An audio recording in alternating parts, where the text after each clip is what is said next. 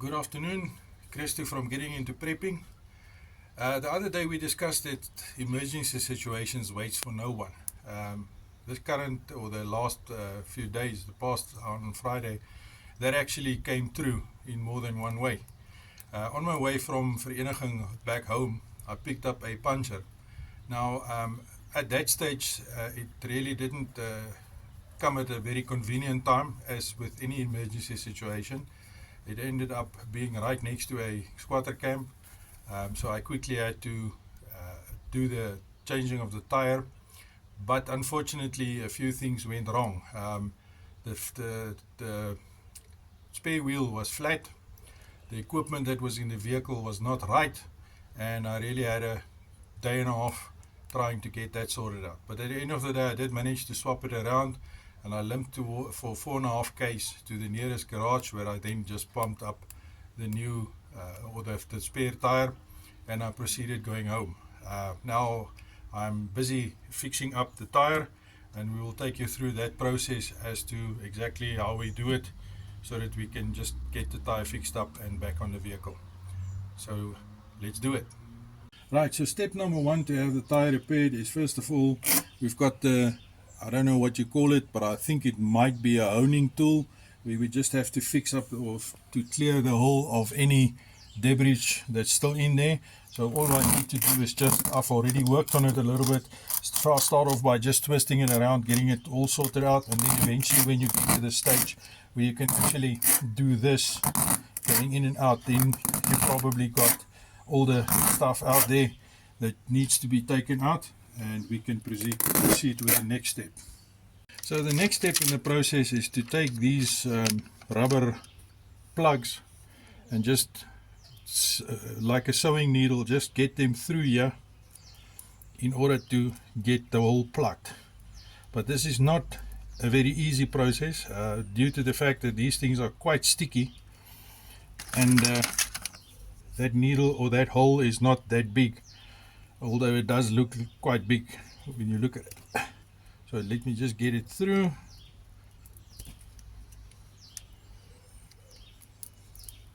Need to take it halfway in, so we're there,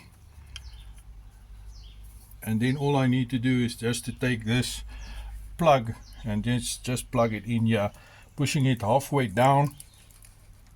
It does take a little bit of force, but halfway down, and then just pull it out.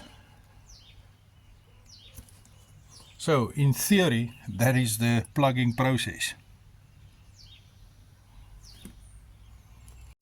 Right, so we've identified the second problem, and I'm just going to try and get it out. I've been battling with it a few seconds already, and it looks like it's a nail, but I can't get a grip on it to actually take it out.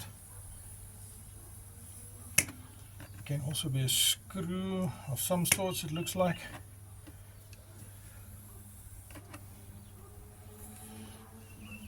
Okay, this looks like a real problem. I think we'll have to call the boss. Stop.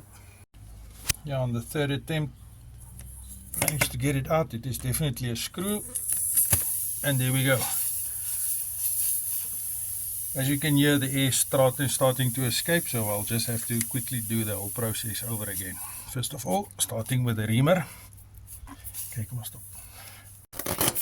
But you can see I've managed to get it clean and sorted out. And just quickly plugging this thing in, leaving about half of it still outside. Done and dusted. So we managed to pump up the tire to a reasonable pressure. So all that remains now, after we've patched the two holes in almost opposite directions, we're going to just put the tire back on the vehicle where it is supposed to be. Right, so we've done with the repairs on the tire. The two punctures were replaced or unplugged. Now it's just time to put the normal wheel back on the vehicle and take the spare wheel off. While I'm here, I just want to discuss something that some concerns or some issues that came up while I was changing the tire. First of all, this is the jack that came with the vehicle. Now the distance between the bottom and this, when the tire was flat, I could not get this thing in where it was supposed to be in, so I had to improvise to make a plan to get the jack up. That was the first problem. The second problem is I signed over this vehicle with the kit, and as you can see, the nozzle or the bend in this is not totally standard, so that also gave me some gray hairs when I had to fix it up. So that was that then. And then the next problem that I experienced is while the nuts was tightened, I'm not sure who did it, but it was tightened to the limit, and I really had to work on getting that nuts loose. So just make sure in advance that your equipment that you're going to be using is ready and right for the vehicle that you are using, and that the nuts are not so tight that you will not be able to get it loose. Because if I did discuss it with my wife, and she said to me that if it was her, she would have just started crying, get back in the vehicle and phoned me. Okay, she wasn't going to cry, but she will then phone me, and then I will have to come and sort that out. So what I'm going to do is I'm just going to take the tire off and replace it, and then we'll be back. Right, I've removed the nuts now. I'm just keeping them all together nicely here next to me. I'm just going to take off this spare wheel, and obviously I'm not working for Ferrari or something, otherwise it would have been much faster. But just lining it up, putting it back on again, and then just starting to put the nuts back on again. One across from the other, and I'm just going to continue that process, and we'll be back right now. Okay, what I've done now, I've just tightened the nuts as fast as I can with my hands. I'm just going to let it down now, and then as soon as it's all laid down and the vehicle is actually, or the tire is actually flat on the ground, you can then proceed just to do the last bit of tightening with your spanner, just to make sure that it is nice and tight. It must be tight but not too tight, just to make sure that it is not going to get off or loosen anymore, and then once again not so tight that the next person will not be able to get it loose.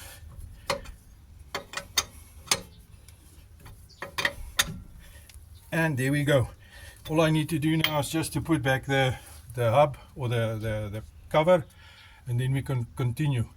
So with that, that's just a video on my experience with replacing and fixing a tire after I had an unexpected flat. The lessons that I've learned that I want to convey to you is to be ready at all times for any emergency. Check your equipment, make sure that the stuff that you've got for the vehicle is the right stuff and that you will be able to do it. And then the most important thing, especially for the men with women, just check, make sure that the thing is not so tight that your wife will not be able to do it. So just loosen it, make sure that it's right and tight nicely, and then even assist your wife or your girlfriend or whoever, just to make sure that she will be able to do that. So with that being said, I hope you enjoyed this short video on repairing the tire and replacing a tire, and then just test your skills and make sure that you are good to go when it is necessary. And then with that being said, keep on prepping.